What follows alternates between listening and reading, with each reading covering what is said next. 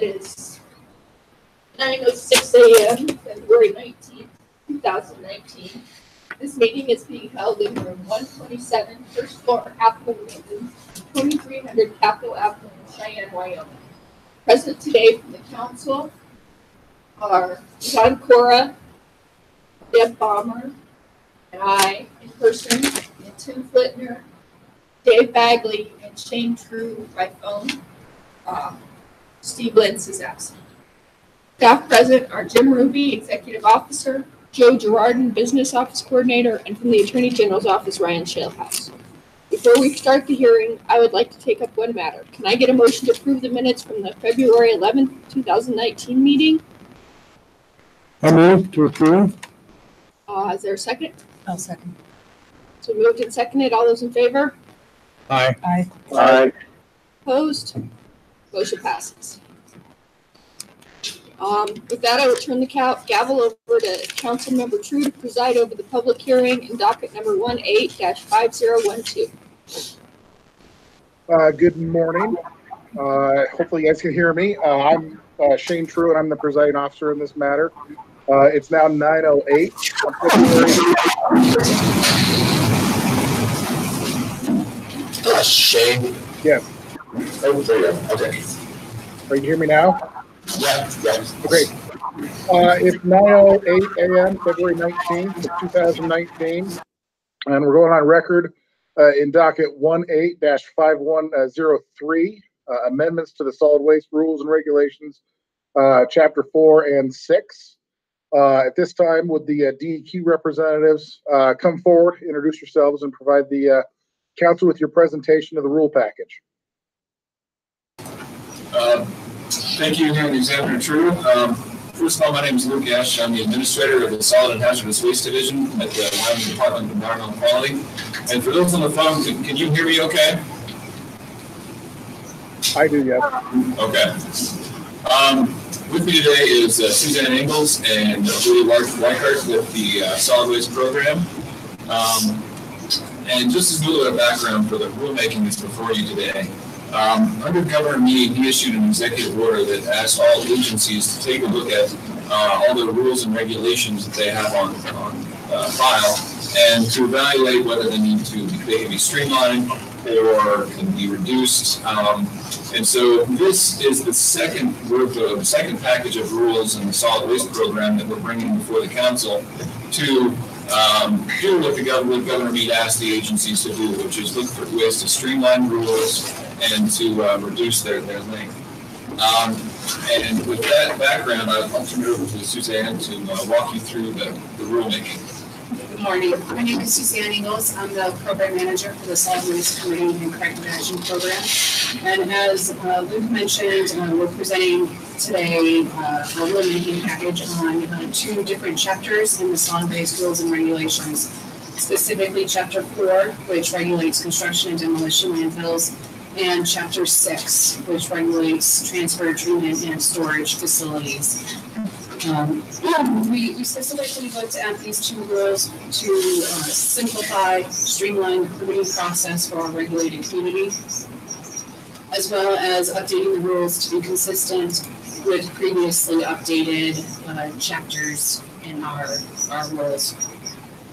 The department believes that the revisions to these chapters are reasonable and appropriate, and encourage the council to approve these proposed rules at today's hearing.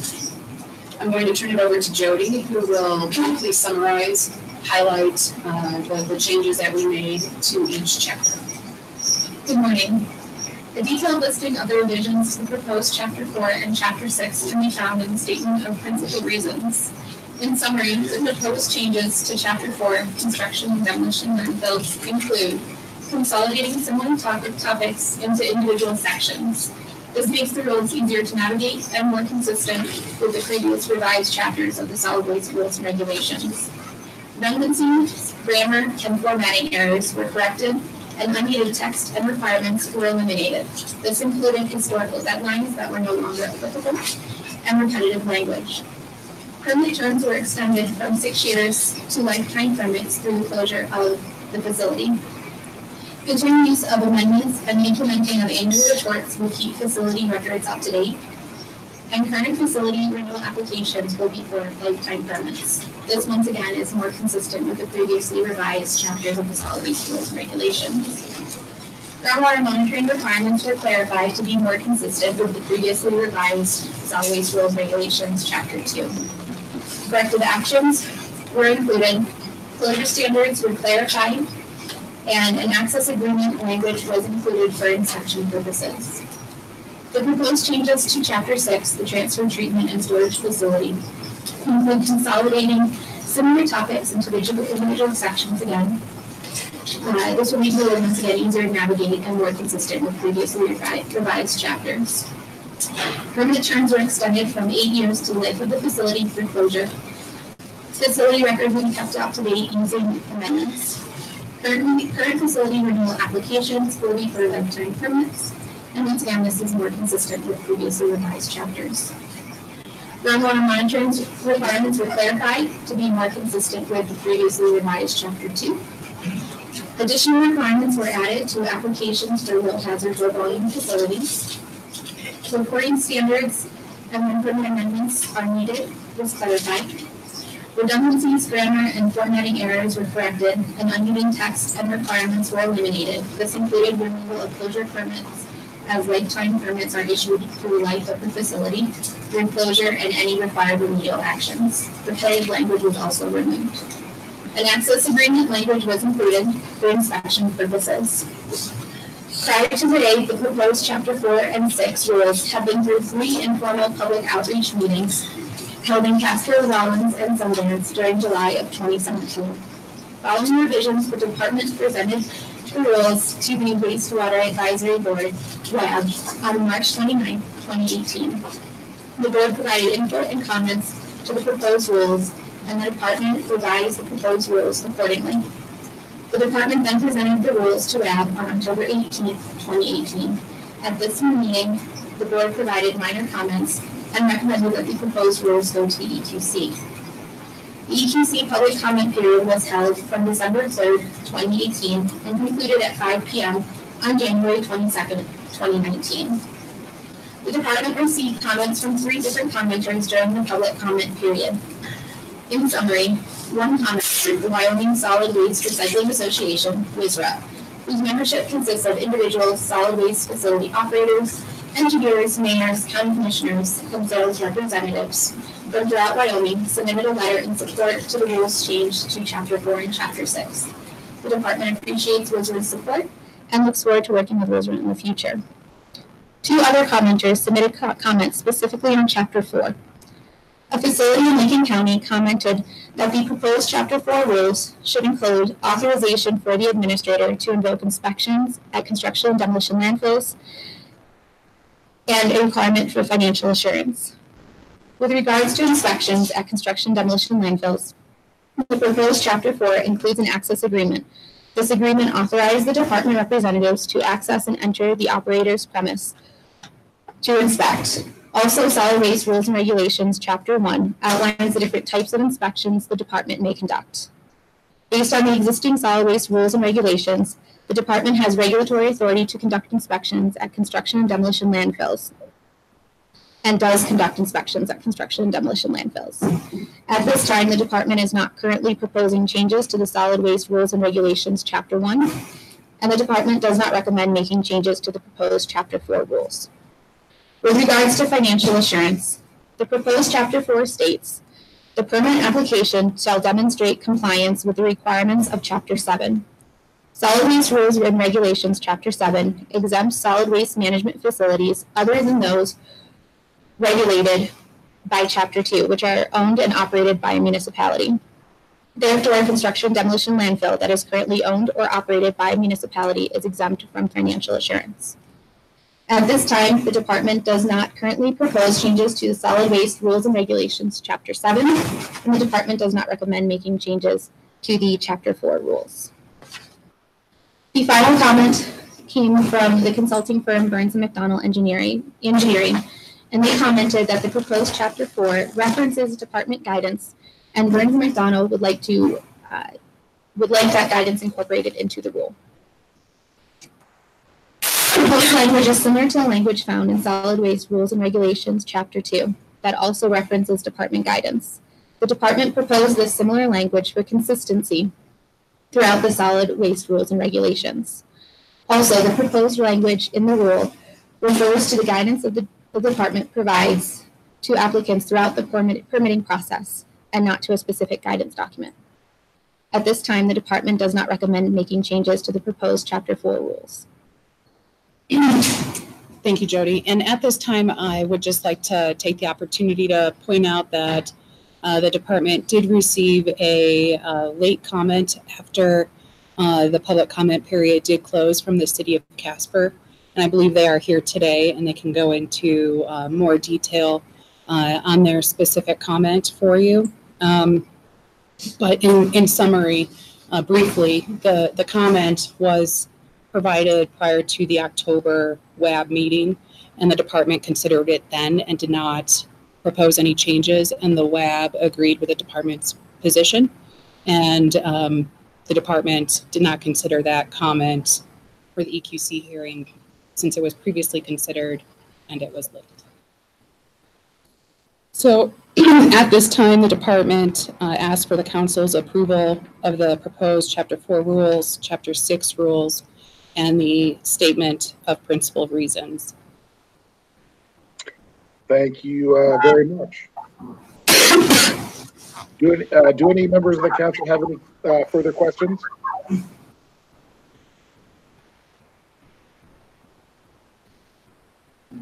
I have one quick question. Going through quickly scanning this again. The design standards, language is stricken, closure standards is stricken, and must be, it was moved elsewhere. Chapter 4? Yeah. Yes, I believe it was, there's closure standards, a specific section within Chapter 4 for the closure. Yeah. The closure standards there.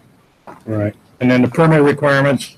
Those are all moved to the front of the chapter. Yeah. I believe it's section 3 where we refer, we specifically say the standards of the requirements that we would like to see in the permit application itself. And we refer to other sections. Okay. And I could be off by a section. Section 2, sorry. Thank you. And in section 2A, we refer to sections 3 through 17 of the chapter is what the department expects to see. Yes.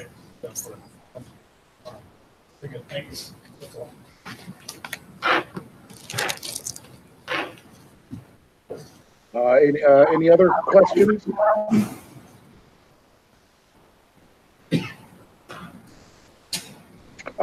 Hearing none, I think at this time we'll open it up to public comment, and we'll start with those who are in favor of the rule packet to come forward and provide testimony. Then at the conclusion, if anyone does, please let me leave until we see if the council has any questions.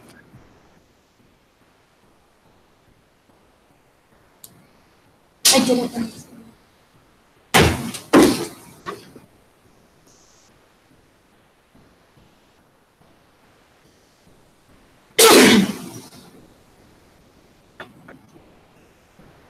Okay.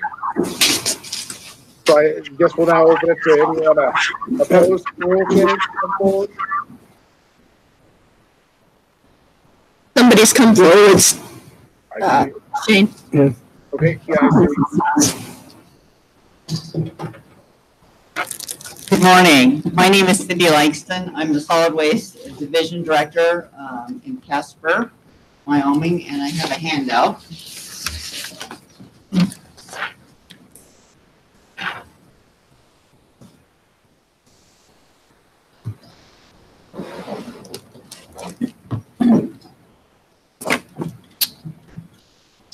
So again, I'm the Solid Waste Director for the City of Casper. Their address is 200 North of David, Casper, Wyoming, 82609. And I want to first thank DEQ for working with us I apologize for you not getting this earlier. I had a browser problem with the software link on the public comment period. So they came in at 5:04 and the deadline was 5 o'clock. So I apologize for that. In the past, they've always commented like they did here on late ones, so I appreciate that very much. What you're going to see before you is a 3-page request for consideration of some changes to their proposed language on Chapter 4, the C&D landfills, to your chairman. And Attachment A, which is a summary of some facts related to construction and demolition landfills. And Attachment B, which DEQ has not seen, that I've done some additional research based on the WISRA board asking for more research on C&D unlined construction and demolition landfills and the potential for them to leak and impact groundwater. So to start, I want to just summarize a couple things in that first attachment, Attachment A. Is some facts, which I heard some of the other commenters. Lincoln County, Mary Crosby, who's the manager for the solid waste district, I did talk to her, and all the WISRA board members agree that we need guidance on unlined C&D landfills, and I had a long conversation with Suzanne on the 22nd, and we discussed that, and DEQ has agreed to work with DEQ on several issues, one being having some formal guidance. Right now, all we have is a memo that says what can be in C&D landfills, which is outside the actual C&D language or definition. It's currently, by rules, construction and demolition waste includes stone, wood, concrete, asphaltic concrete, cinder blocks, brick, plaster, and metal. And in 2014, Chapter 1 rule definition was changed to include or other material specifically approved by the administrator. So right now, really anything can go in a C&D landfill that the administrator approves. And so Mary's concern was specifically with some particular types of waste. And the city of Casper's permit for their unlined landfill is very, very strict. So we closed up our definition of what C&D is to match more what Chapter 1 is, not all inclusive of the things that are in the memo, based on some of the knowledge we've learned. To be perfectly honest, I wasn't concerned about unlined landfills at all. That's why we have a permitted one, but we were concerned because we're in the top 3 leaking MSW landfills, municipal solid waste landfills, in the state.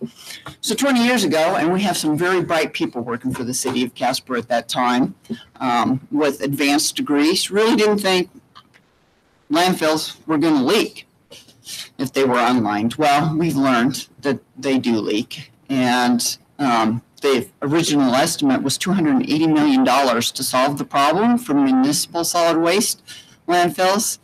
And unfortunately, we're begging every year for money from the legislators to continue to solve that problem. And I'm really here and passionate because I don't want our future generations to deal with the same situation in unlined C&D landfills. And as I mentioned in the attachment A, we don't have any formal guidance right now on construction and demolition landfills. And in Chapter 1, it's not a requirement to inspect C&D landfills. They do inspect them, but it's not a requirement. The word says they may inspect them. And Suzanne pointed out a fact that I think is worth mentioning, that most of the unlined landfills are associated with regional permitted lifetime MSW landfills, which are required to have inspections, but there are 12 or 13 that aren't regional lifetime MSW landfills, so there is no requirement to actually inspect them. And Mary and I agree that that is concerning. Even though this current administration has agreed to inspect them, we're concerned in the future that there's not a requirement to do this. And then the financial assurance, Mary feels very strongly about this. The city of Casper doesn't, because I've talked to DEQ and I'm not really sure that does a whole lot for even MSWs, their financial assurance. But more importantly, the fourth thing that's listed in attachment A is a state statute that we implemented over these last 20 years. What we've learned with MSWs is we've learned that none of us set fees to actually adequately monitor our groundwater and to close them and for post-closure. So now we're required by law, by state statute, to do that for MSW landfills. But construction and demolition, it doesn't apply to. So you can have an unlined landfill and not set fees to cover all these costs. So we've all agreed that we need to revisit that and go back to the legislators and talk to that, because we do not want that to happen again, where we do have impacts and nobody has money to solve the problem. So we plan to work on that in the next few years. So those things that are mentioned in attachment A, DEQ and WSRA have all agreed to work with the landfill owners that have C&D landfills and work forwards to ensuring some of those things are done. And then attachment B was, as they mentioned, WSRA supported this. Well, 3 of our 10 members supported this. There was 3 members absent and 2 members abstained. One is a broker for recycling commodities, new board member from Salt Lake, and he goes, oh, I don't know enough about this. I don't want to even get into this discussion right now. And the other one was the DEQ representative. The other ones who were absent, I've talked to 2 of the 3. They absolutely support what the city of Casper is doing with changing some language. And Cheyenne, I'm going to go visit with them next and talk to them. And they've been very active in WSRA, and I'm sure agree that we need to do lots of things and focus on C&D landfills in the future. But with that, the member said, well, we need to research this more, and we want to know more about what's out there. So I did some research, and attachment B includes from private researchers studying this for Ohio and some other states, Minnesota and Wisconsin, and Florida is also mentioned by the researcher.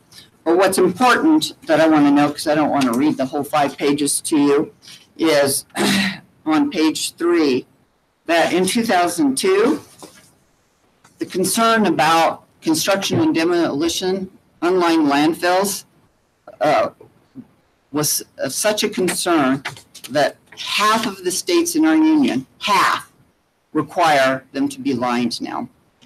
So, reminds me of where we were with MSW.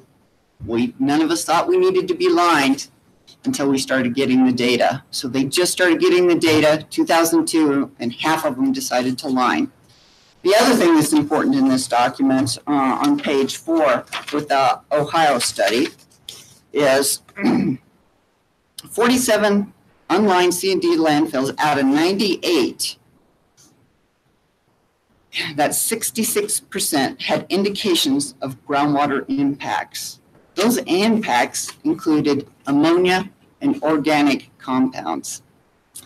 In Wisconsin, on that same page, 31 of 52 unlined C&D landfills, 60% showed groundwater impacts. And in Minnesota, they just recently started studying this because in 2002, they didn't think they have a problem. But now they decided to study it, and out of 88 Minnesota landfills, 42 showed groundwater contamination that exceeds state or federal standards. That's 63% are impacting groundwater.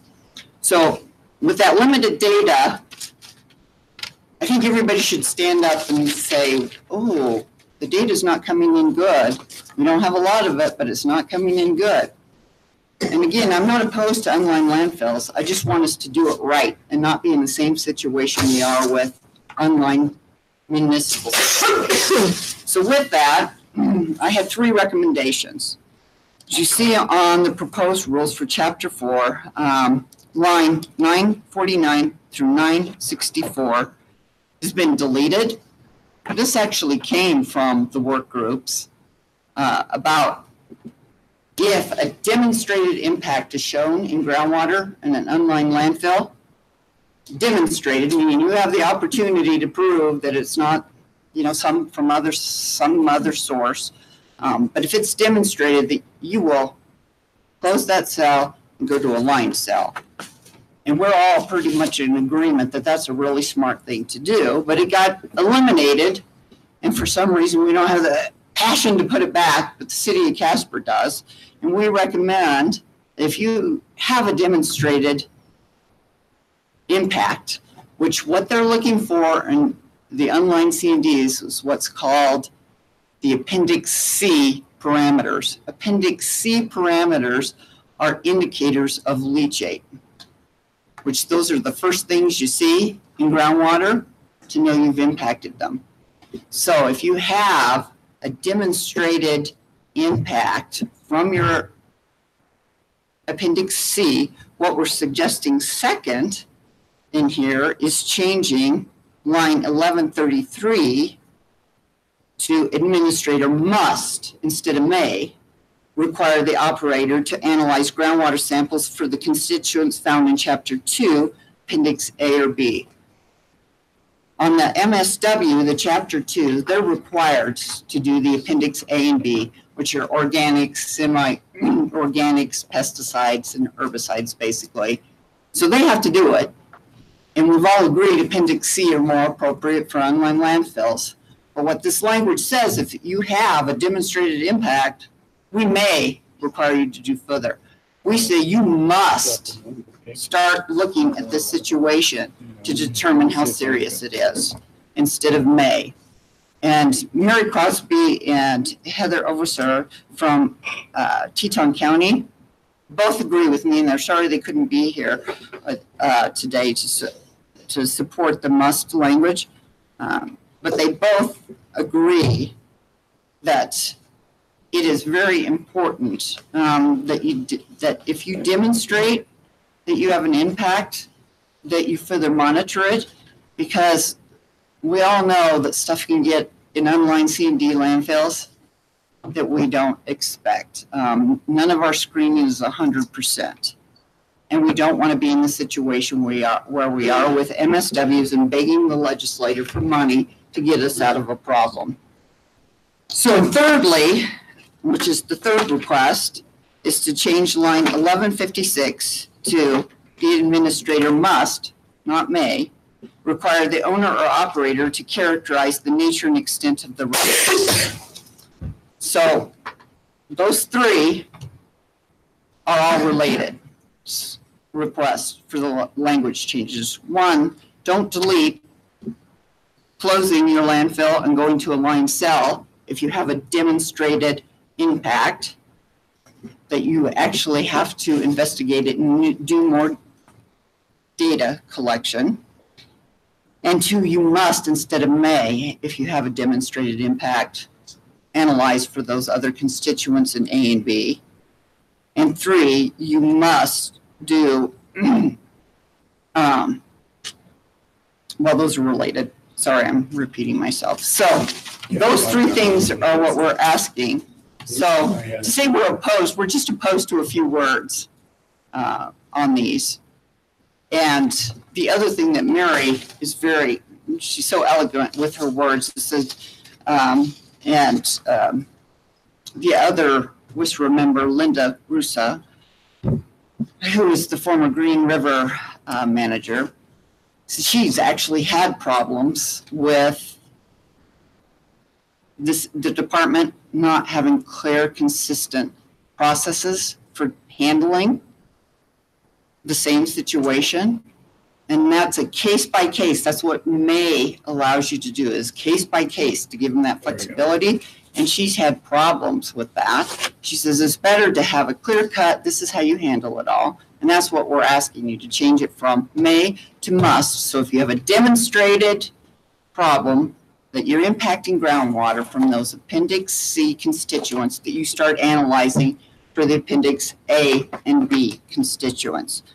So that is a definite, defined process. It's not a case-by-case, flexible situation that can cause different landfills to fight about how DEQ is handling them. And I don't know the details of her situation, but it was very eloquently put that having a clear, concise, and consistent way is a better approach.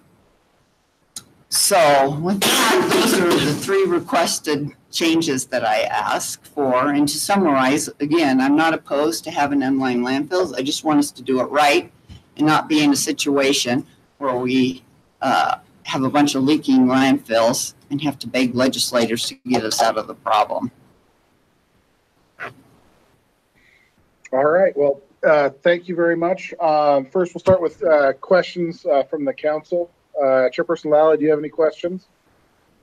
Not at this time, I might. Okay. Councilmember Bomber? Actually, well, I might have a question for the DEQ folks. Were you guys presented with this, and can you comment on what was just stated here?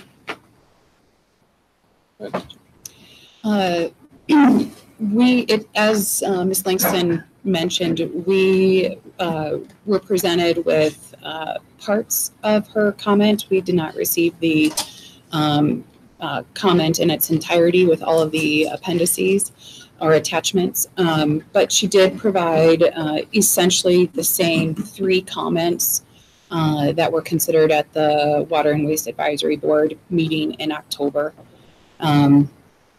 So we have seen that part of it. And she is correct that this language in, I believe what's number 1, was originally included in the rules, and based on feedback that we received at the WAB meeting in March, the department decided to strike that language based on the feedback that we received there. And where was it? Who was the feedback? From the board itself. Of the board, okay. Yes.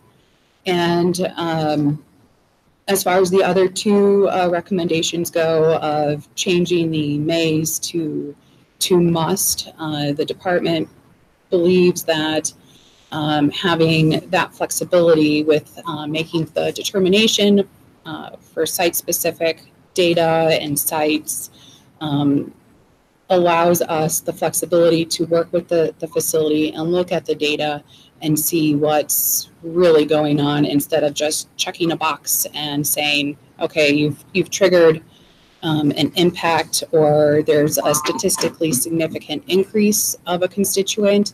It's not necessarily an exceedance, but just an SSI, an increase of a parameter. You now have to go into additional monitoring, which may not be valid. The department would like to keep that flexibility and work with our regulated community in that situation.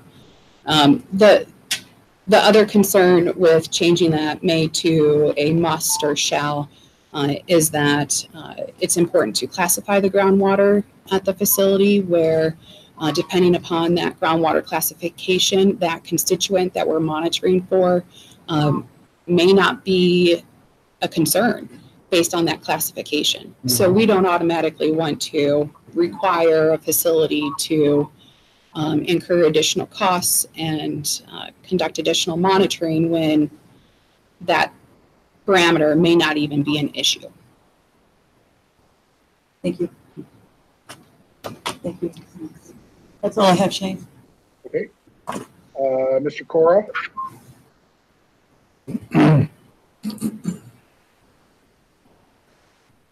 Yeah, I think my questions were answered by the previous question, but I wanted to go, in your recommendations, Cindy, you talk about also wanting to see guidelines, fees, and some better definition or broader definition about what materials can go into a construction and demolition landfill. Is that correct? That is correct. And are those 3 requests more suitable to guidelines, or do you have a place in the rules specifically where you would suggest a change? Actually, for today, the agreement was the DEQ would work with the landfill owners to come up with guidance on that. So our agreement is in the next year. We will look at those guidance specific to those specific issues. And those issues are very important, but they're not addressed in Chapter 4. And I'm not saying they should be in Chapter 4, like the definition of C&D is in Chapter 1. Sure. So they're definitely important, but I really don't think we can add anything today to Chapter 4. Okay. Very good. That's all I have, Mr. Hearing Officer. Thank you, Mr. Core. Dr. Bagley, do you have any questions? I have no questions, thanks. Mr. Flitner?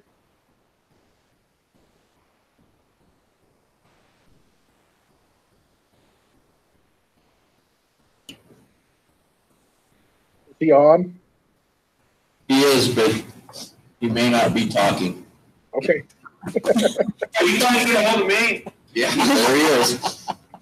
The hearing, I can hear everybody but the hearing the hearing officer. That's pretty garbled, so I'm losing track of whenever I get asked to do anything that way, I can't hear. The testimony I'm hearing fine. But no, I don't have any questions. Okay, well, I don't have any questions at this time either. I have one more question. Okay. Sorry. Well, not a problem. It's a little bit off of the rules themselves, but I think pertinent because I would have liked to seen this before the hearing. Did you communicate with the DEQ that you were having trouble making comments into the system? Yes. And they knew your comments were coming? Yes. I'm not here to complain about DEQ. No, this is pertinent to us. Yeah. Because we can't make good decisions if we don't have all the information. It's the system that's the problem. It wasn't that they weren't trying to make comments. And if she hadn't called you, I wouldn't be saying this. But it was 4 minutes late. You knew it was coming. And for me, it seems a little nitpicky considering that we have to make a decision based on some pretty dense information. I realize the attachments weren't there, but still, this is still pretty dense information that I would have liked to see before. It wasn't 2 hours late. It wasn't 2 days late. And you knew it was coming. So, it was our system that was the problem, and we need to either figure out how to fix it so that this doesn't happen again, or understand that sometimes there's technical problems and that we have to do this because this is this is an important topic that affects a lot of people. And so, it's a little nitpicky considering that you knew this stuff was coming. Madam Chair, it's difficult to set a deadline and then have a sliding scale for that. We have a policy in place that we don't accept late comments, and that spreads across the divisions. And so I understand on your point, but from our standpoint, we need to have some finality. Right, but that's different than saying we're having technical problems with our system, and so therefore we can't take it because it's our fault. And I've made comments on things that you send it, and the fifth time you send it, it finally goes through. And, I'm not saying that if she'd walked in at 5:04, that would be different, but it was our fault. It was the fault of the system. It wasn't the fault because they were late trying to get their information. Yes. I can't make you change your policy, but that seems a little nitpicky, especially considering that now we have to look at this information and make an intelligent decision.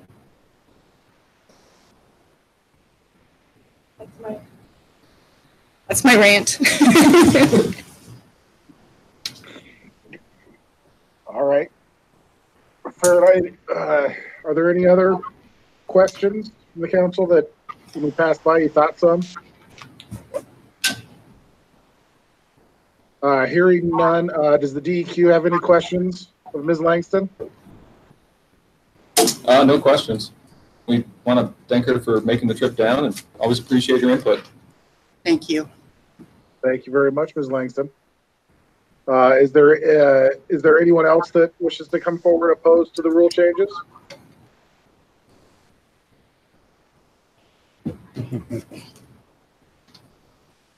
Thank you, Mr. Hearing Officer. Shannon Anderson on behalf of Powder River Basin Resource Council. I actually wasn't going to comment on these rules. I'm here for the third one on your docket today, but hearing Ms. Langston's comments, I just want to echo them. It's not every day that the regulated community actually asks you for better regulations.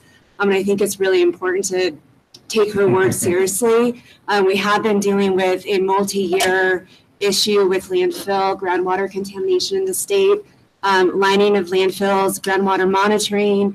All of those requirements are very important. And I would just ask you to consider what the regulated community is asking you to do with these rules. It seems important, and I hope you take them into consideration. Thank you. Thank you. Does anyone on the council have any questions for Ms. Anderson? Chair Lally? No. Ms. Bomber? No, thanks. John? Cora? No, I don't, not of Shannon, no. Dr. Bagley? No questions? Mr. Flitner, if you can hear me? Tim, No questions? And I don't have any questions, so thank you. Okay, thank you. Anyone else want to come forward opposed to the rule changes?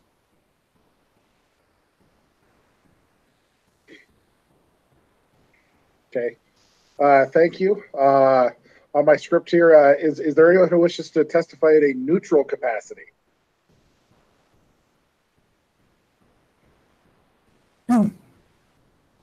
Okay. Mr. Ash, the DEQ, do you guys have any further testimony? You know, I think just as a closing, wrapping things up a little bit, as many of the commenters have stated, the landscape of solid waste management in Wyoming is changing, and it's changing pretty quickly, and it's much to the leadership shown by the legislature in implementing some of these programs that are helping communities address their solid waste issues. There are several programs that have been instituted that are all back in the 2013, 2014 time period that really allowed folks to get a better handle of how they manage waste. We're in the process of closing a lot of MSW landfills, and that is helping a lot of communities save money.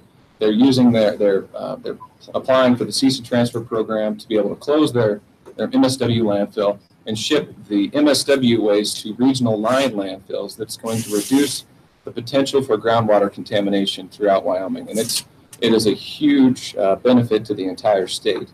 As a result of the MSW landfills closing, a lot of small landfills don't have a place, or they need a place to have construction and demolition waste locally, because the cost to ship construction and demolition waste, your big bulky items, your concrete, your wood, the cost to ship those wastes is quite a challenge for small communities. So that's why these C&D landfills are very beneficial. And we've done a lot of conversations around the state talking with small communities about how we can help them better manage their waste. The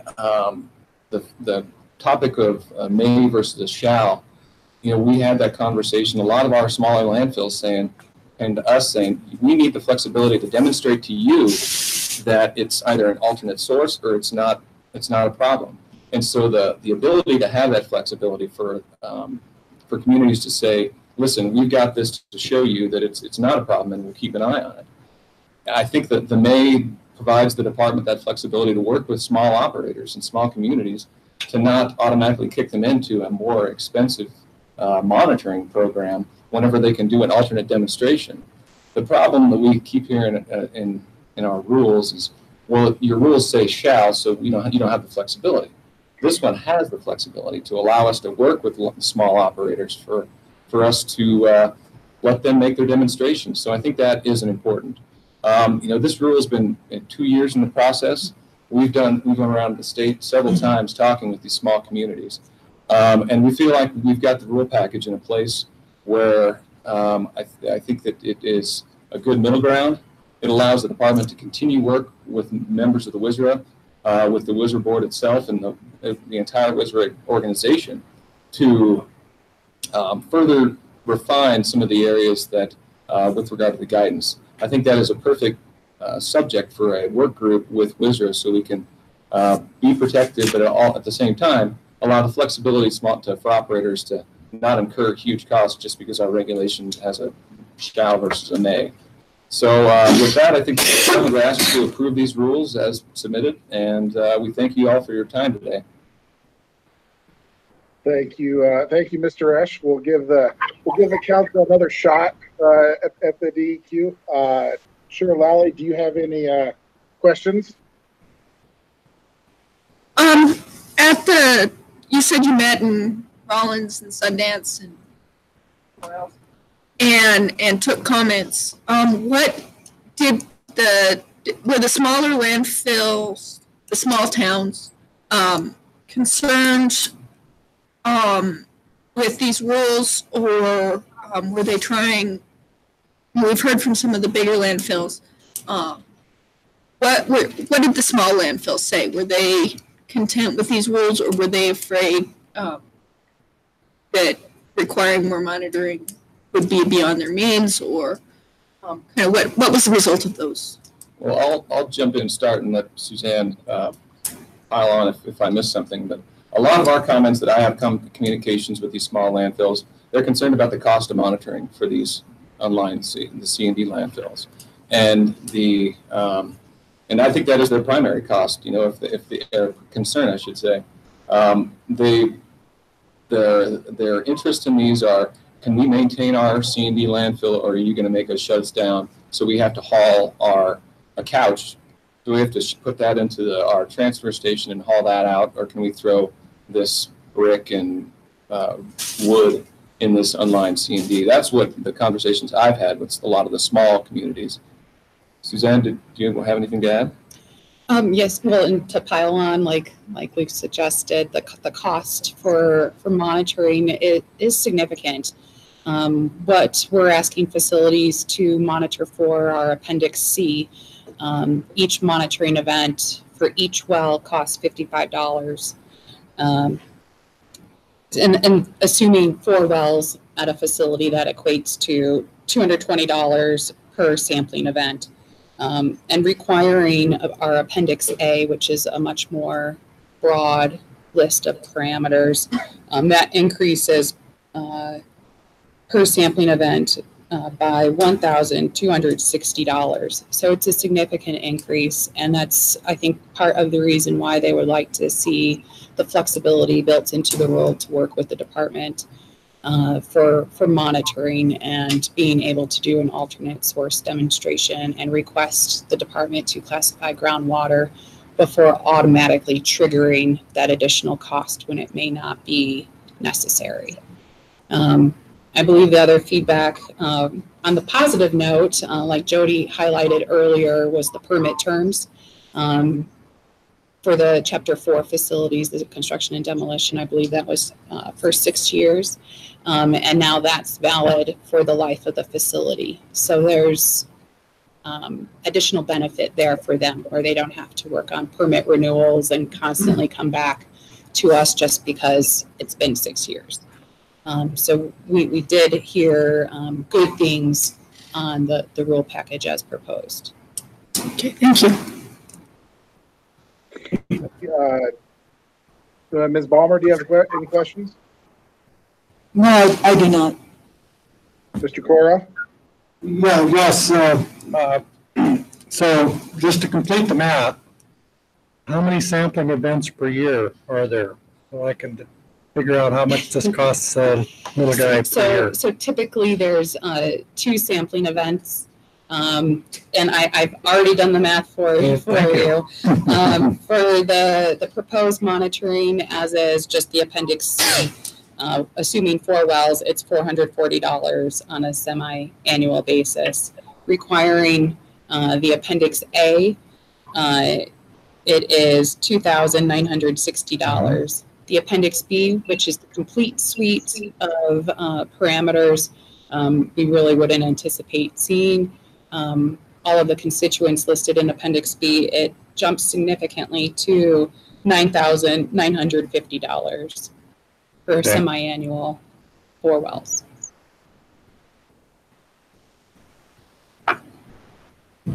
Maybe I'm not understanding. What do they have to test for all 3, A, B, and C?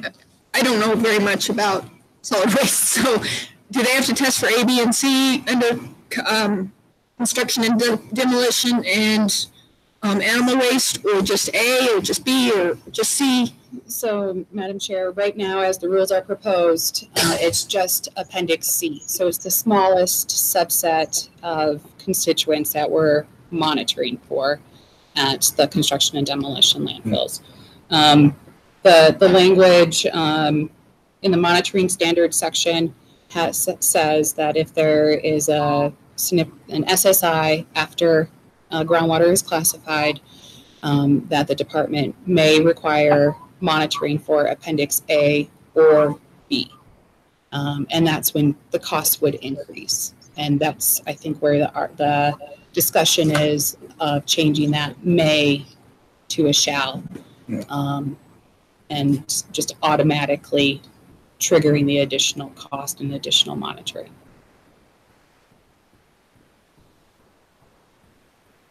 Okay.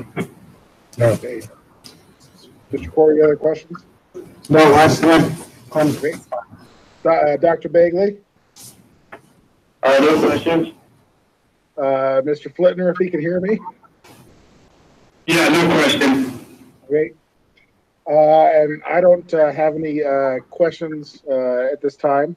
I think with that, need I think we're at the close the hearing and open up the council for a motion to approve the rule package and statement of principle for the hearing officer to sign. I move to accept the rule package for Chapter 4, solid waste rules and regulations, and statement of principal reasons. Oh, did they go over Chapter 6 also? And Chapter 6, yeah. And Chapter 6. Do I have a second? Principal reasons. I'll second. Okay. Question, were you going to say any more about Chapter 6? No, sorry, go ahead. No. Councilman Cora, no, Chapter 6 is pretty smooth, actually. We didn't receive a lot of comments. I think everybody was in agreement on the proposed changes for Chapter 6. Okay. I think everybody we talked to was in agreement that it streamlined and simplified the process. Okay. Very good. Okay. I just have one question. Was that to accept or approve? Yes. Okay. Positive motion. Okay. Yes. And then, open up for any discussion. Mr. Hearing Officer, this is John Cole. I'll start. I think I'm going to vote for the motion, but I just wanted to make a couple of comments for the record. One is if you look for more leniency with regards to a landfill, in this case, construction demolition that may have an impact on groundwater, then I would say that be cautious if you go to expand, if you have these meetings later on with a regulated community and start to expand what can go into one of those landfills. And I think that's a concern for me as I listen to the testimony, is that it would be pretty easy for something other than a couch or something else to slip into the C&D landfill if in fact the local people knew that they really had a friendly regulator and no inspections. And so I just want to make that comment that I think as you work on the guidelines, now that you have this discretion, it's incumbent upon you guys to use that discretion best you can But if you're going to go ahead and loosen guidelines down the road too, well, then I think we're headed back to the days I remember from long ago when you had a mighty struggle trying to get these C&D landfills into your realm. So I just want to make that comment. The other comment I want to make is I kind of understand and appreciate the flexibility that the department's asking for with regards to the groundwater impacts, because the groundwater control system is really based on classifications. And throughout the many different applications of groundwater standards, you always have this issue about impacts to groundwater. And one question is, do they exceed the standard? And generally speaking, they can. I mean, generally speaking, you can absorb a little bit of an impact there. And restoring groundwater to its original background, I've never believed that that was ever possible. And hopefully you all prove me wrong someday. But there are instances out there in the mining industry where you've just made chemical reaction changes in the groundwater and it's impossible to get back to background. And so I think providing yourself some flexibility to work around this background word versus the quality standards that are associated with the classification of the groundwater and the landfill is okay with me. And I just felt like I needed to make that statement so that I think just so that we all know what we're doing here is we're not asking you to violate or get crossways with groundwater standards. And you're not asking for that either. And in fact, the statement still says that they can't do that. You've kept that in there. So that really concludes my remarks about the proposal on this. And again, as I said at the beginning, I will vote in favor of the proposed changes. Thank you, Mr. Hearing Officer. Chair Lally, do you have anything to say?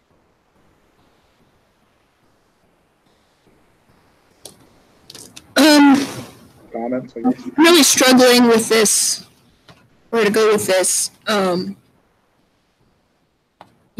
rarely does industry come before us and ask for more regulation. But I'm a little bit troubled by the lack of input by the smaller operators who are going to be the most impacted by this. I'm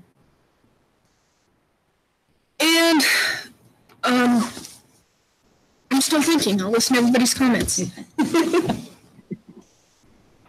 All right, Ms. Bobber, do you have any comments? I don't at this time. I'm interested in hearing if anyone else does, though, as well. Okay, let's see, Dr. Bailey. Dr. Bailey, have any more comments? Yes, Mr. Hearing Officer, got a couple comments. I look at this from a philosophical standpoint. All landfills should be lined. We know they leak no matter what we do, so philosophically, we should line them. And philosophically, we should monitor all the groundwater around them because even with lining, sometimes landfills leak. And we should look for everything that we can in that groundwater because the evidence over the years is clear that things leak. Now, construction and demolition waste is less troublesome than municipal solid waste, but as folks commented, there can still be things that end up in those landfills that should be there.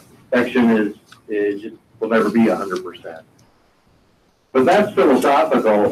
From a practical standpoint, we have to balance the risk versus the cost. And I think these proposed rules do that pretty well.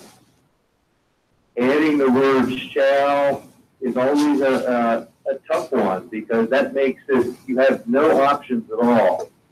And I could envision cases where we really need to let the DEQ have an option. So I will be voting for the proposed changes. I think I agree with other commenters. We need to keep an eye on this and keep moving forward. But at this point, I believe the risk and the cost are reasonably well balanced. Thank you, Mr. Hearing Officer. Thank you, Dr. Bailey. Mr. Flitner, do you have any comments? No, I think I agree with Dr. Bagley. You kind of got to balance the risk a little bit. And even with liners, liners leak too. So it's not 100%. No matter what you do, it's always going to come down to a case of monitoring and try to fix the train wrecks as you have them. So I think this is a good procedure. Thank you, Mr. Flitner. My comments, I think will also echo Dr. Bagley and Mr. Flitner. Working in the oil and gas industry, over time, we've come to line almost everything. And it's amazing some of the things that can leak out, and depending on the quality of the oil and gas operator, some operators are very good about dealing, and some of them aren't. And having very tight regulations there, I think, is very beneficial. But in this case, protection of groundwater is hugely important, and lining, I think, is very important. But at the same time, our bigger cities in the state, Casper, Cheyenne, could probably deal with words like must and shall in these regulations, but our smaller communities would be overly burdened. So I too am torn about this must versus may, or shall versus may. I think at this time I would vote aye on this, but these are not necessarily easy decisions to make. So I guess those are my comments. Do any other members of the council have any other comments that have come up after going through this? Nope. No. Okay. Well, I guess we'll call the question and go to each council member for their vote. So I'll start with Chair Lawley. I'll vote aye. Ms. Balmer. Aye. Mr. Cora. Aye. Dr. Bagley. Aye. Mr. Flitner. Aye. And I will vote aye. So it looks like we have a unanimous aye vote. And at this time, I will turn the gavel back over to Chair Lawley. Your research. Council member True, will you authorize Megan Lally, the chair, to sign the statement of principal reasons on your behalf? Yes, I will. Thank you. Okay, thank you, Mr. True. And as Chairman Lentz has had a family emergency, I will run the next hearing. So I will open the hearing.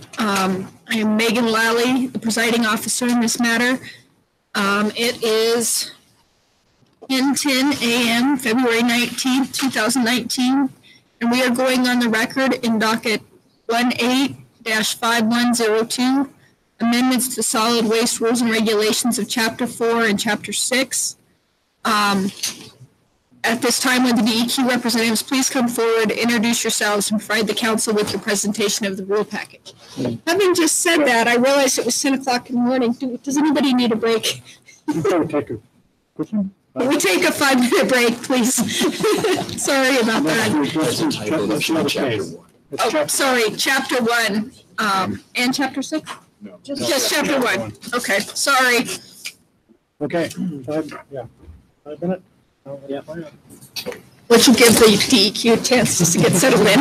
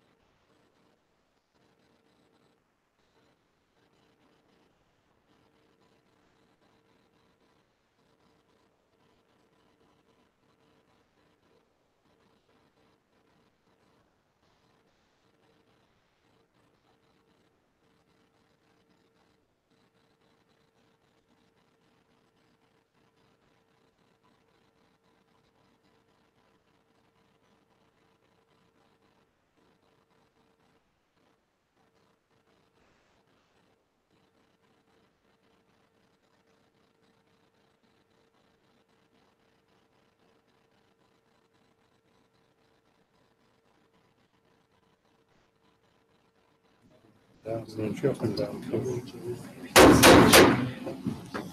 I'll call this back to order. I misspoke when I said the amendments to solid waste regulations, chapter 1-6. It's actually chapter 1. Sorry, that was a typo. Of the hazardous waste rules, correct, madam? Oh, yes. It's the hazardous waste rules. Thank you. Sorry, this isn't my this isn't my docket, so I didn't know what it was. Okay, so how about if I just start over and repeat that? We are going to record on the record in docket 18-5102 amendments to the hazardous waste rules and regulations, chapter 1.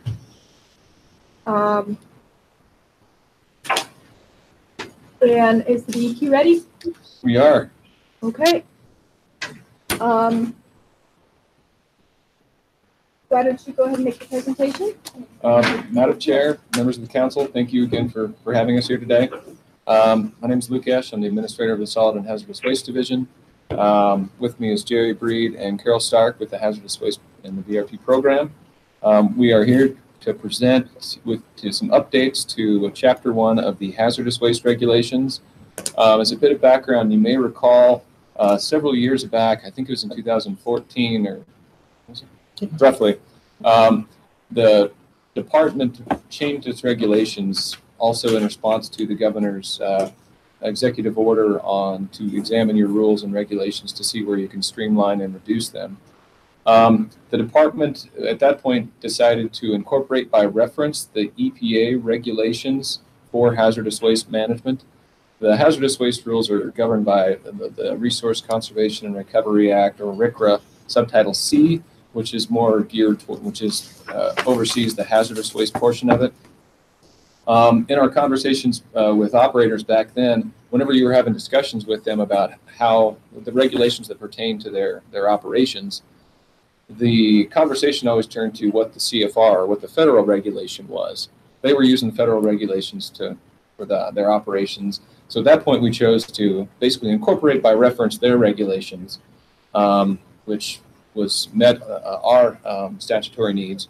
And it also reduced the number of pages that we had in our regulations by some 1,500 pages, which was a pretty good reduction for DEQ.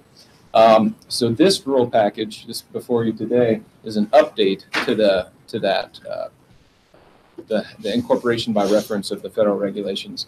And we've incorporated by reference because after so much time, the feds have changed their rules that the date that we have in our current rules is kind of solidifies that that the rules promulgated afterwards, they wouldn't be incorporated unless we do these updates periodically. So this probably won't be the last update you see. But with that, I'll turn it over to Jerry and Carol.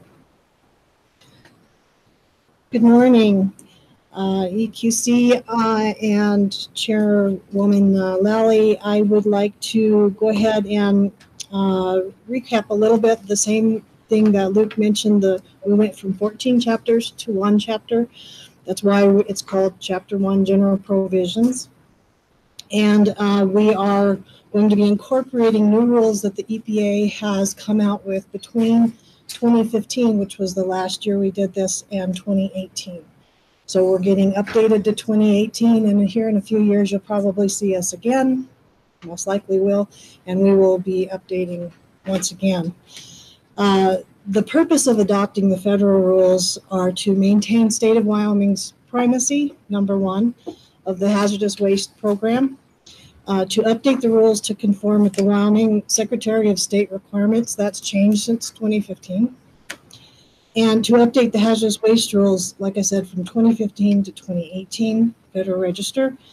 And EPA has added, since 2015, EPA has added 8 new rules. I handed you, and everyone should have before them, a presentation handout that has the rules listed.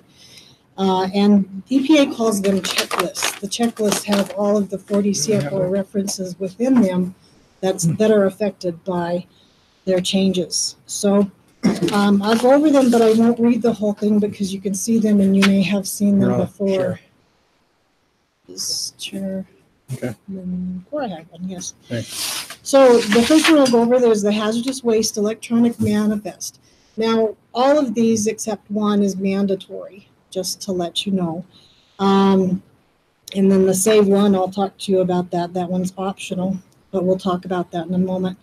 The hazardous waste electronic manifest is so that people can manifest their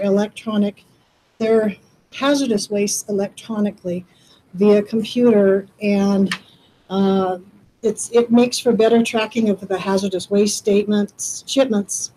It applies to generators and transporters, transportation, storage, disposal facilities.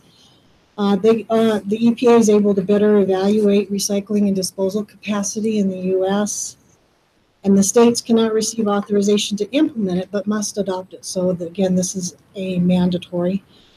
And if that tracking is not available to a generator, they can use paper. So, Can I interrupt you for yes, 1 ma'am. second? Jim is emailing copies of this to the 3 council members that aren't on the aren't here, Yes, so that they can see them also. Sorry to interrupt. That's I all just right. wanted to make sure they knew that it was coming. Okay. The next, these are all also in the things that I handed before. There was one just called checklist summaries that was uploaded to the EQC. So they'll have a list of the checklists there and what they're about. The expert provisions of the cathode ray tube is also a mandatory regulation, and it's federally implemented and enforced, and it revises the cathode ray tube rule. And it's needed to obtain information on export of cathode ray tubes so that the EPA can keep a handle on that. It requires exporters to submit annual reports of exports to the EPA. And we did a quick poll when we were doing these rules and found out there weren't any importers or exporters of hazardous waste in Wyoming that we could find. So just to let you know that. The next mandatory rule is the vacatur, which means removal of the comparable fuel or gasification rule. That rule is also mandatory, and that rule, a court decision vacated the 1998 and 2008 rules that excluded fuels from being identified as hazardous waste if they were comparable to fossil fuels. And I promised I wouldn't read these, but sometimes it's easier. The effect is that the fuels produced from hazardous waste or hazardous secondary materials inserted into a gasification unit must remain classified as hazardous waste. So that rule is also mandatory. The next one, if no one has any questions on that one, is the disposal of coal combustion residuals, or CCR rule. That one is optional. The reason that one is optional, and if the state of Wyoming does not adopt that rule, it would make Wyoming more stringent than the EPA. So that's why we went ahead and did that. It provides a list of wastes of processes that support combustion of coal, such as effluent from floor drains, that when co-disposed with CCR wastes are not subject to the hazardous waste regulations. CCR is regulated under Subtitle D, the folks that were here previously, solid waste regulations. And Wyoming would be more stringent if we hadn't adopted. On the exports of hazardous waste, as I said, that doesn't affect us too much, but it's mandatory, and that allows EPA to track hazardous waste imports and exports of hazardous waste. And we did outreach on that, and that's how we discovered that we didn't have, to our best of our knowledge, any of those. The hazardous waste generator rule improvements is a large one. The checklist was something like 125 pages of changes, because they moved things around within the hazardous waste generator rule improvements. And they did some things like changing it, reorganizing them by generator size. So if someone was a very small quantity generator, or a large quantity generator, or a small quantity generator, they could go right to that section and find the information they needed instead of trying to find it kind of everywhere in the entire rule.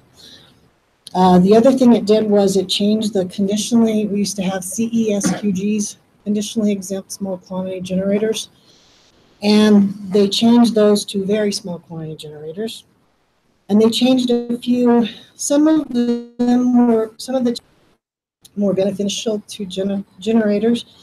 They made it a little bit easier for generators. They allow for episodic generation of hazardous waste. So if someone only cleans out a tank once a year, they can do that and not all of a sudden be considered a large quantity generator. And there are all kinds of provisions in that. But the other thing is to change the labeling requirements of a hazardous waste. As long as they call it a hazardous waste and have the reason it's a hazardous waste, whether it's ignitable or flammable, they have that on there. They can use the Department of Transportation's logo. They can use the Fire Protection Standards logo. They can, as long as they're showing that and they've got that on there. So it made it a little easier for them that way.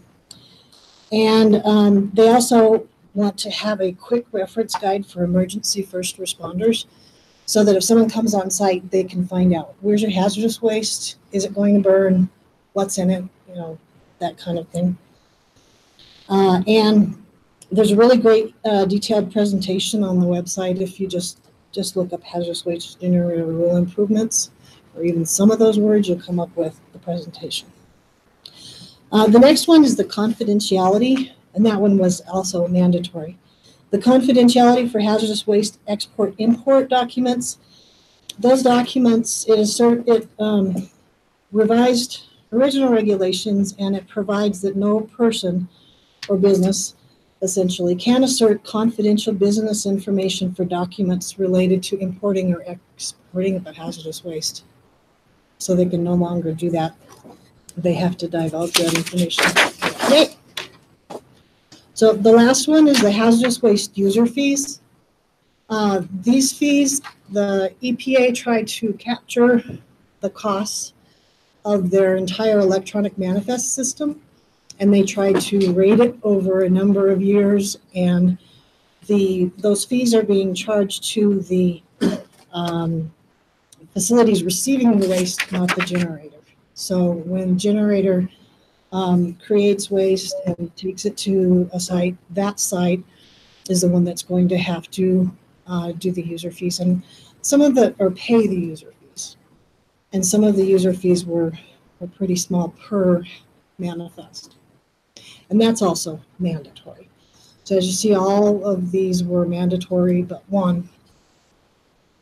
There is one that we have left out. If you noticed, I had 231 to 239, and 233 is missing. The definition of a solid waste is not being adopted at this time. There was a lot of litigation surrounding that rule, and we kind of waited back. We got advice from the EPA, and we may not adopt it.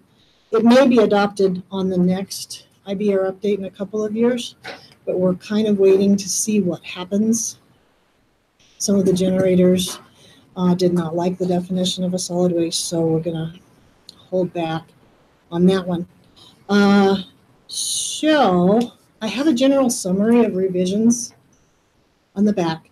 And basically it just goes over, in general, the kind of changes we had, the formatting changes for the Secretary of State. In our left margin, we had all the references to the 40 CFR. Well, now you can't have anything in the margin. Those are gone. The WAB had some very good edits and typographical edits. We took those out. James Cassidy had a great suggestion to make our rules more similar in format to the LSO, to conform with the LSO. The rule reference additions, due to federal changes, there were a lot of, because this reference went away, it had to also go away in our incorporation by reference, Chapter 1. The definition of solid waste exclusion I just mentioned to you. Water quality had some chapter number change revisions. Cross-reference tables we didn't need anymore. We've been IBR for 4 years. And EPA had asked for all of the things. We still have to go to them to get authorized. And so when we go to request authorization, they requested from us, I'm sorry, keep backing up. They requested from us the AG statement and some other things, our program description. And they also asked for redline versions of redline and clean copy of our rules. So they found some things and asked us to change some things, but they were suggestions that they made. They're very good suggestions, but we want to let you know about that because we didn't get those until they came off of furlough. So we didn't get those suggestions until January 30th. So we thought the suggestions don't change what is that statement, the meaning and intent of the regulations. So the kind of things that they had are the 4 bullet points down there. They added the May 30th, 2018 rule because that came out quite a bit later and we didn't have that one added. They had a revised rule that came out on the definition of a solid waste. They had formatting errors that we had already corrected, but they hadn't seen those corrections when they received their copy. They added an exception to the definition of EPA to exclude an EPA signature authority, and they removed several phrases which were removed due to, like I said before, the EPA checklist revisions. So kind of in summary, the Hazardous Waste Program respectfully requests your approval of the adoption of these rules and the SOPR, the Statement of Principal Reasons. After the rules have been adopted, we're still going on to the EPA with an authorization package for reauthorization. If anyone has any other questions?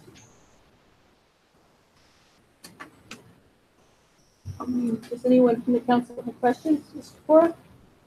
Yes, I do, Madam Chair. I need to hear a little bit more about the definition of solid waste, which is the DSW rule that they're referring to.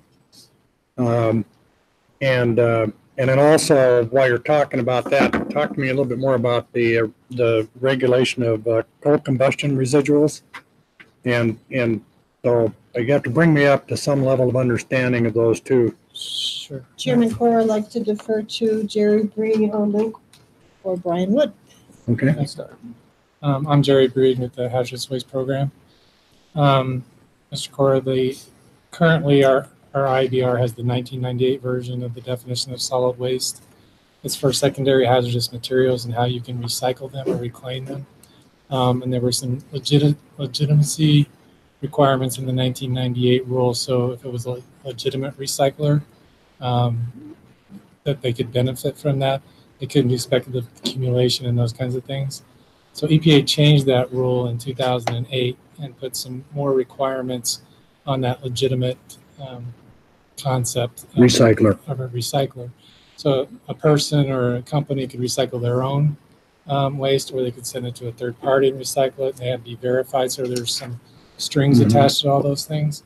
And then they went through litigation. It was revised again in 2015, and we chose not to adopt the rule in 2015 when they came out with the 2015 rule because it was going to continue in litigation.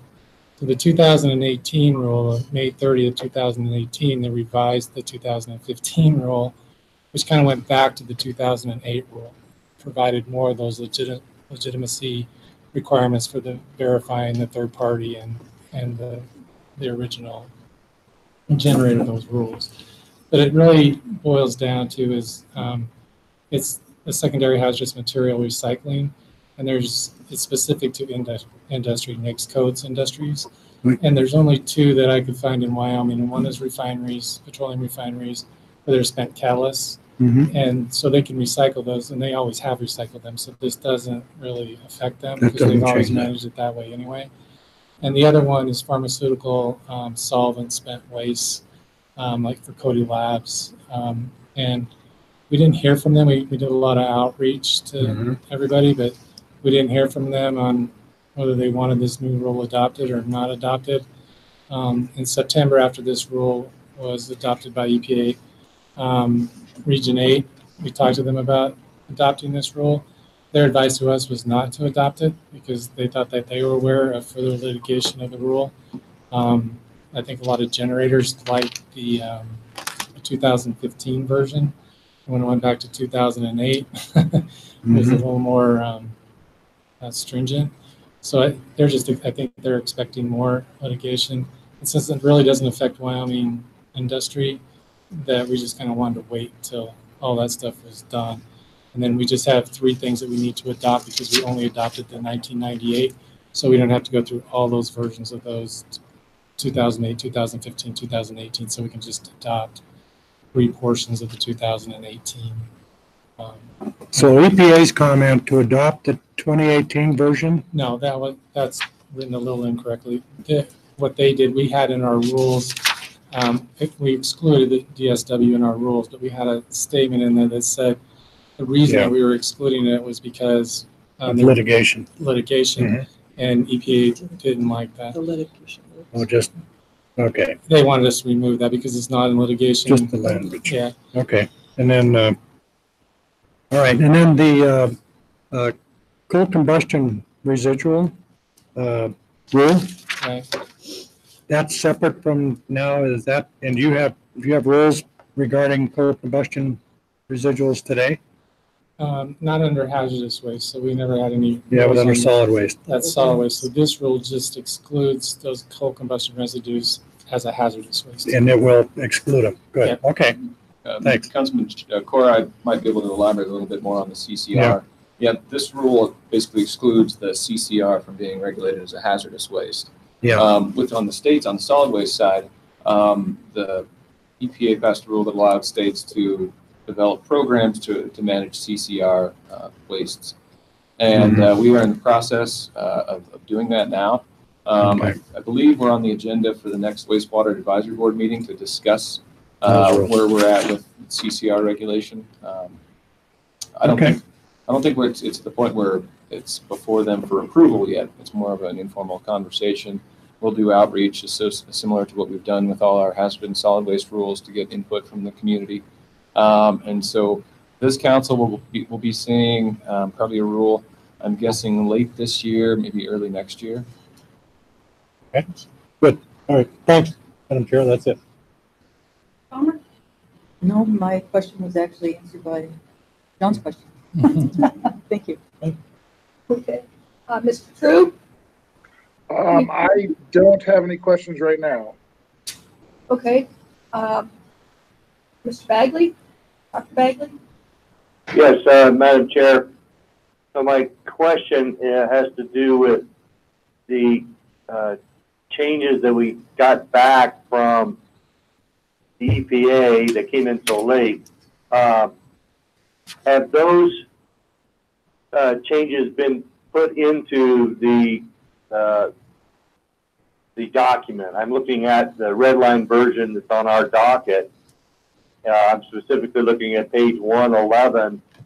That's the one that refers to litigation and all that related to the DSW.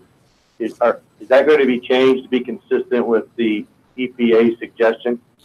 Yes, sir. All the changes that EPA suggested, we're making those changes. So they're pretty minor changes, like a checklist. They changed in the summertime. We didn't have that when we were going through our rulemaking. That would exclude a certain reference, a 40 CFR reference, and so we'd have to exclude that in our rule. Most of those were for signatory kinds of requirements, where EPA has only signatory authority, so we needed to exclude that. If we didn't, it no longer existed anyway, so it didn't impact the rule at all. It just made it clear for everybody, specifically excluding that. There were some formatting things that were pretty simple. Yeah, so, and I was just going through them. So yes, they're all incorporated. They're just simple things. So I guess just to be clear, in essence, what you're asking for is approval of what we've got on our docket, and that you will make the appropriate changes from the EPA's guidance as well. Correct.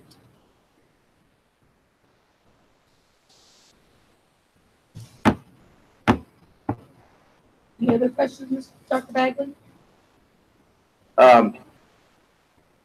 Yeah, I guess I'm done. Thanks. Mr. Flicker? Yeah, no questions. Great. And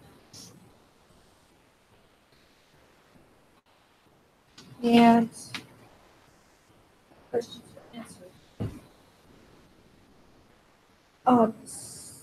So when we make the motion to approve this, do we need to add the language about putting the GPA? Yes. Yes, that would. Okay. And do I have a motion? Oh, sorry. I'm jumping ahead. At this time, I will open the hearing to public comment.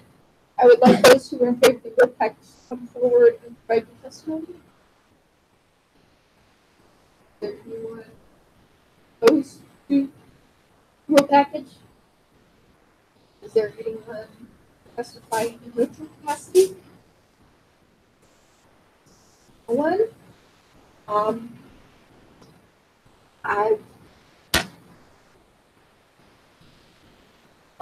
Does the EQ have any further testimony? No. Okay. Any more questions from the council? That I will close the hearing. Do I have a motion to approve the rule package and statement of principal reasons, including the language about the EPA? I would move to approve hazardous waste rules and regulations, chapter 1, including the changes requested by the EPA. A second? A second. Second. Moved and seconded. I will take a roll call vote. Mr. Flitner? Aye. Dr. Bagley? Aye. Drew?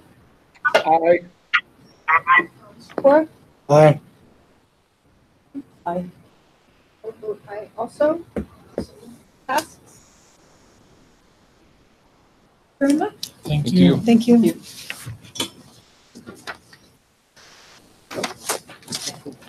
I will turn the gavel over to Councilmember Bonner.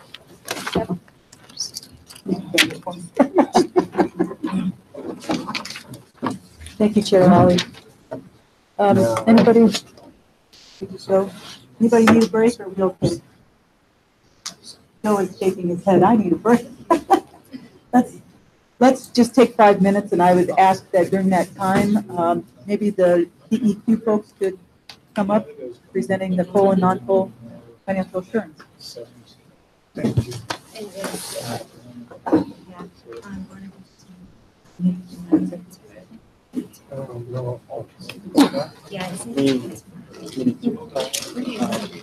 Are these? Carolyn, what? What are you doing? You close. I would be struggling too, but I know that I would do it if it was my shoe. Go ahead. And only because of true science. Yes. I mean, sure. Yeah, I just. Right, but sign this. Minutes. Oh, you need blue, right? Over here, turn off the chair. Oh. I tried to use this, but it's erased the pen, but you can't use. Right, yeah. Here's that stuff right here. Somewhere from 19? Yeah, and then you have your public. Just uncomfortable. I'm just uncomfortable. But it's a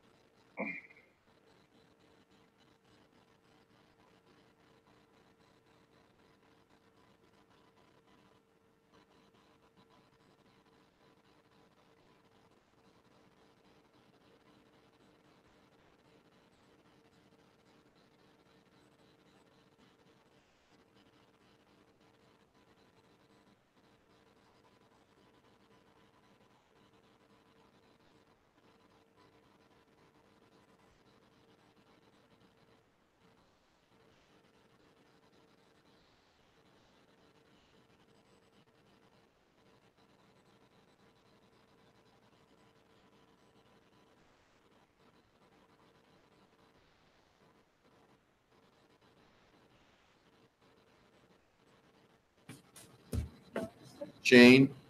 Yes. I'm on. Shane, are you there? I am on. You hear me? I hear somebody. Yeah, this is Shane. I'm on. I haven't touched a button or changed anything. I'll try and talk slow, Kathy. I hear you, Shane. Okay. I'm the problem. Yeah. No problem.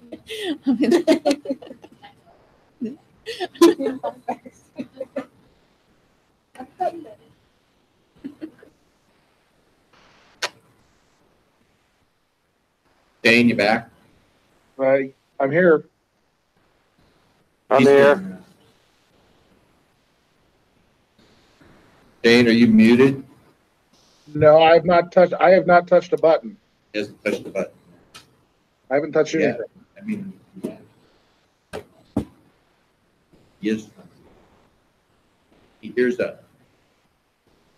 Shane, you there now? Hello? Testing? Okay. Okay. Yeah, we weren't able to hear you. Go ahead and shut off. Like I haven't touched a thing. You're taking off at 11:30, aren't you? Well, actually 11:15. Okay. My lunch meeting's at 11:30. Okay. Do you know when you'll be? Could you come back? Probably. Say at 1 or 1:30. One. Okay. I think would be safe. We could take a break from 11:30 to 1. Okay. We may take a break so you can come back to hear the rest because we may be a little short on council members. Steve's checked out, and John may not be able to participate either, and we're still trying to find Tim. Okay. Thanks. I totally understand. Trying to coordinate these. We're laughing with you on this one.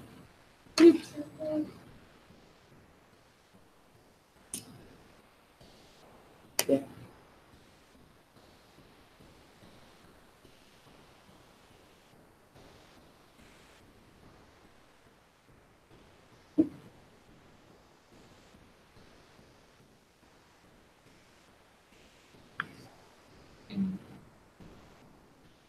Dave, did Tim have to say anything to you about when we took that break?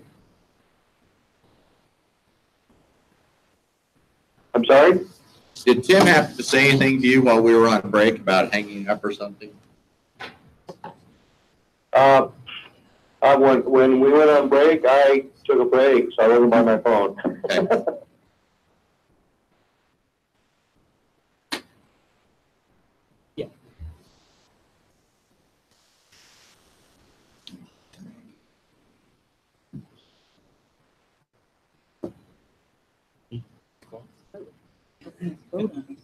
Yeah, you gotta get them.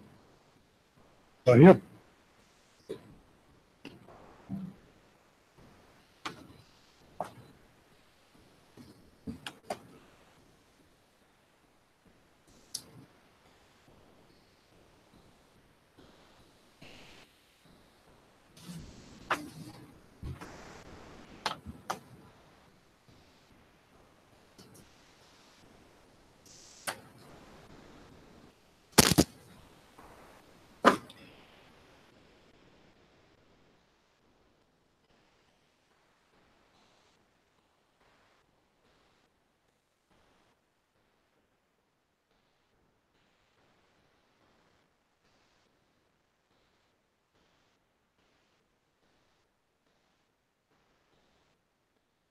I'm back. Oh, Thank you. So if that's helpful for you. all right, that's how we're gonna do it. Okay.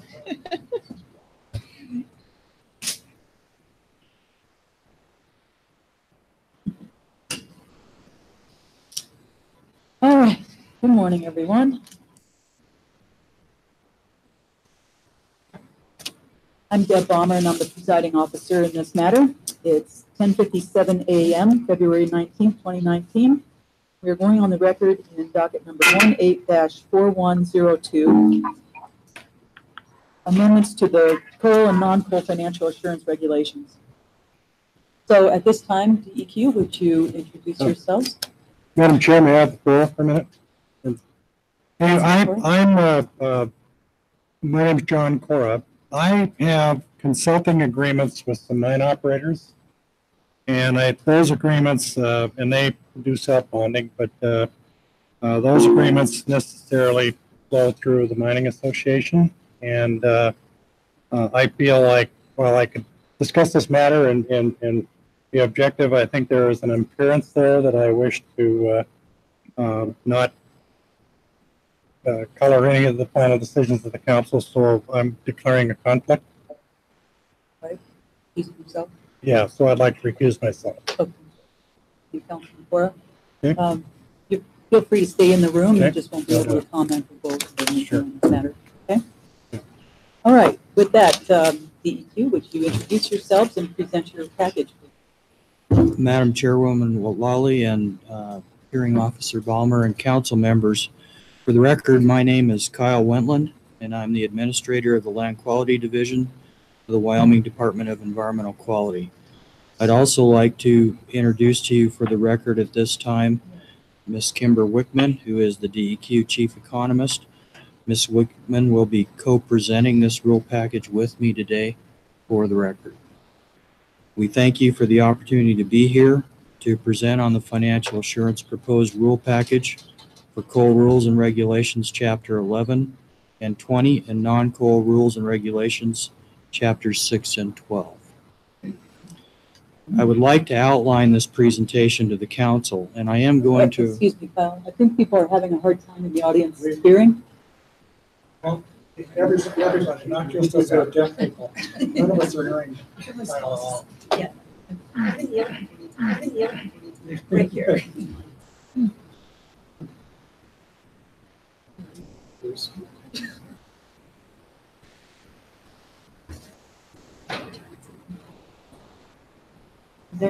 We're taking a minute. We'll have to see if we can figure that out. Anyway, back to it. I was going to give you an outline and go in pieces, so if you get to a logical point, we'll have a pause and maybe that'll help. Sounds good.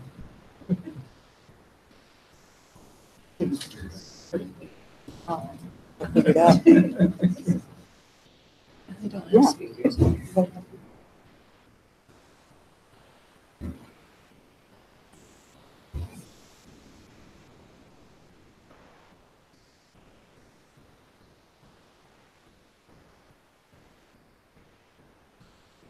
So are we hopefully figuring out a way to help this? Okay.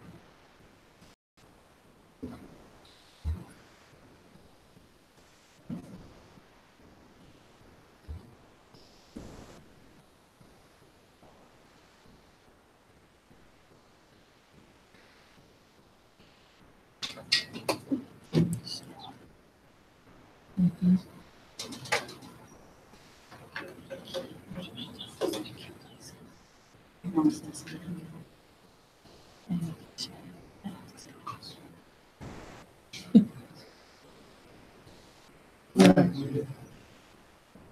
All right, is that better, Hearing Officer Balmer? Sure sounds like it. How about you folks out there? Okay, This sounds fine. good. I'm okay. All right. Thanks, Joe. Jim. Go ahead, Mr. Wentland. I would like to outline this presentation to the council. We're going to, 1, talk about the goals, 2, the brief history and the development, 3, the rule development and public engagement, 4, legislative changes made in 2018, 5, the primary rule changes or key points, and 6, a summary of the new public comments that were received prior to this hearing. I'll pause between each section for questions.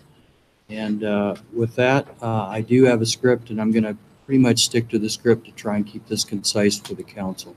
All right, I'll just ask you, Mr. Wentland, to go nice and slow since we have a court reporter. Okay, fair enough. Item 1 with the outline, the goals of the proposed rule revisions are: A, Modernize the financial assurance regulations. B, retain all financial instruments for the use now and into the future. C, diversify the financial assurance portfolios. D, provide for immediate cash needs in the event of forfeiture. And E, ultimately reduce the reclamation liability risk to the state of Wyoming.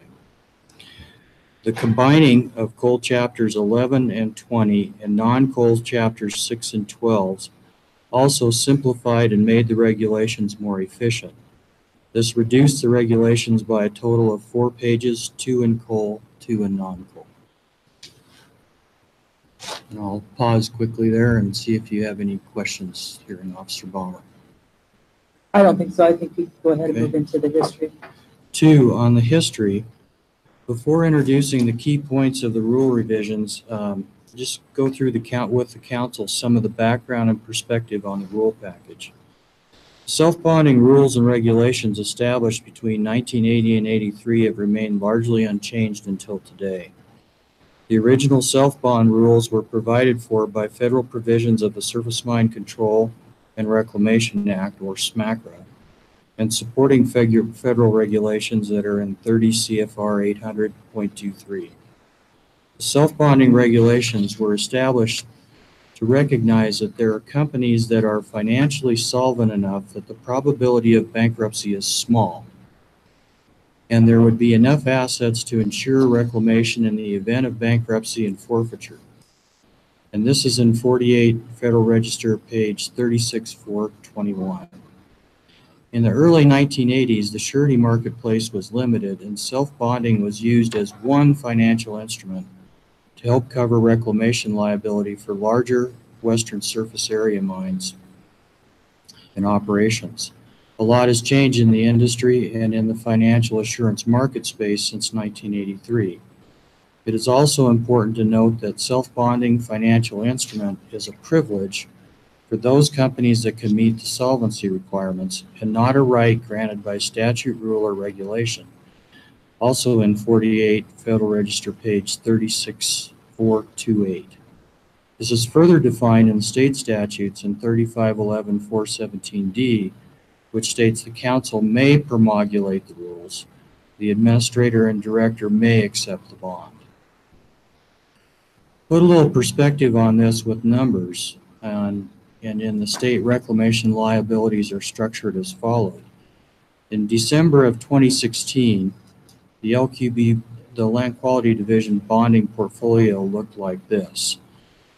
About $3 billion in total requirements that are out there. Of that, 30 self-bonds, a total of $1.1 billion. 9 of the 30 self-bonds were coal that totaled about $1 billion in cost or financial requirement. In January 2019, total bonds are again about $3 billion. 23 self-bonds totaling $400 million. 5 of the 23 were coal bonds again, for a total of about $300 million and change.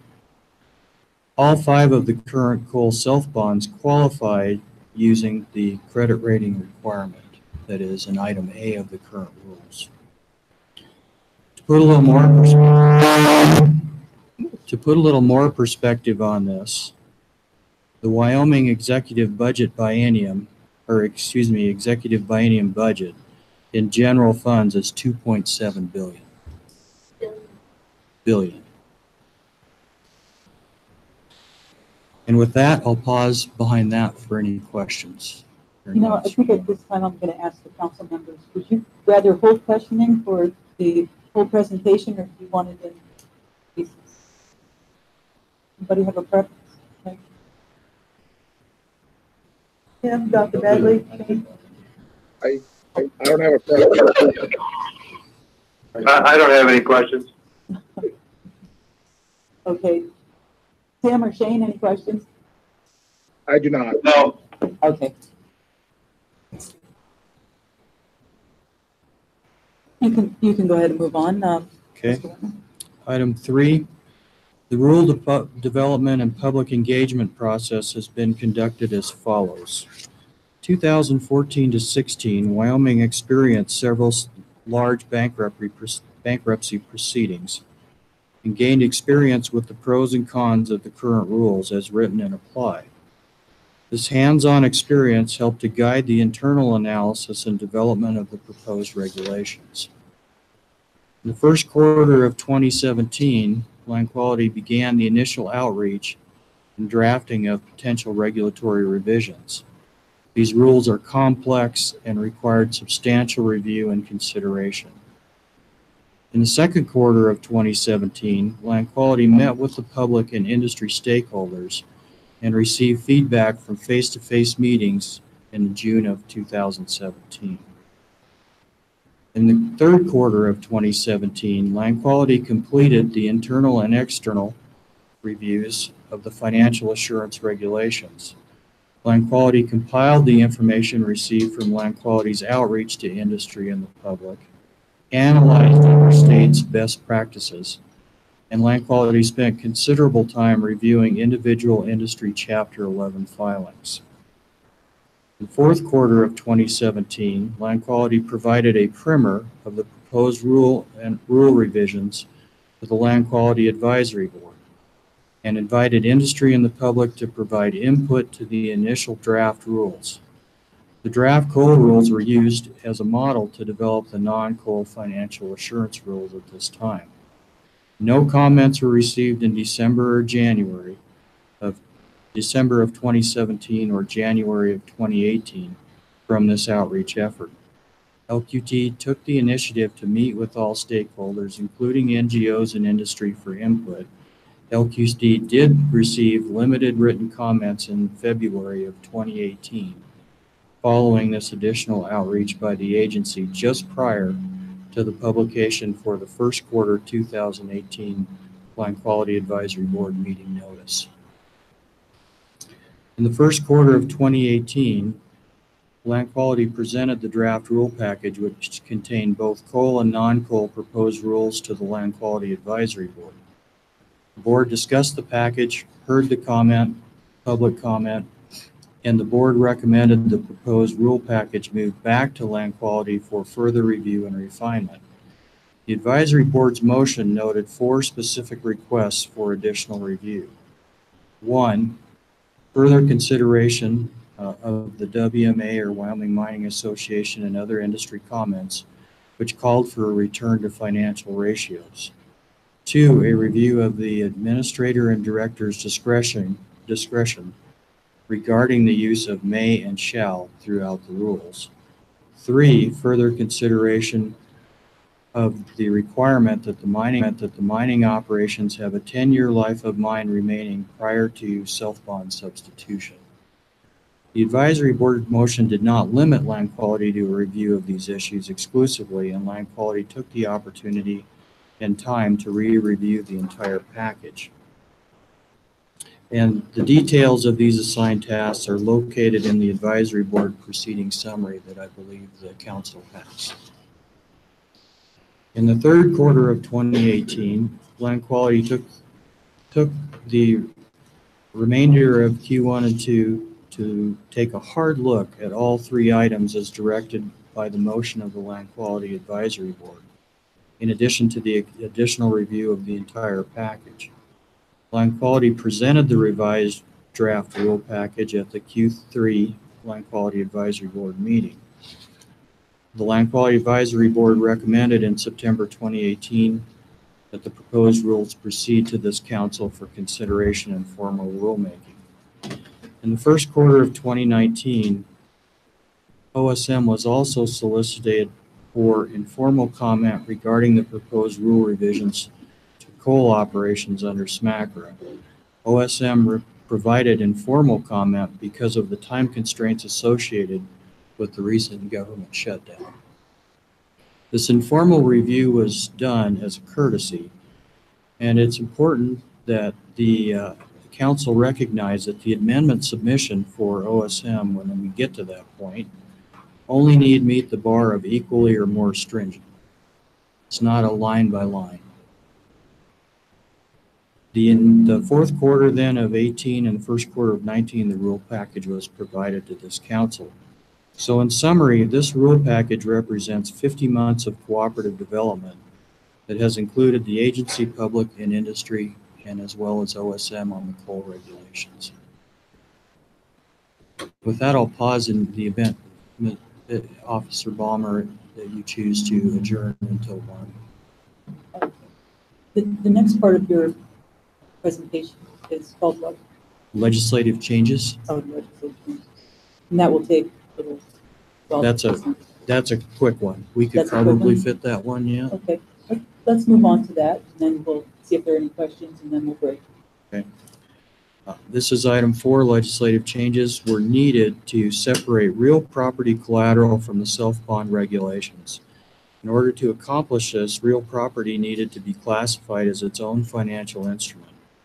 Wyoming statutes recognize surety bonds, self-bonds, certificates of deposit, cash, government securities, and letters of credit as acceptable bond instruments in Wyoming statutes 3511-417 and 3511-418.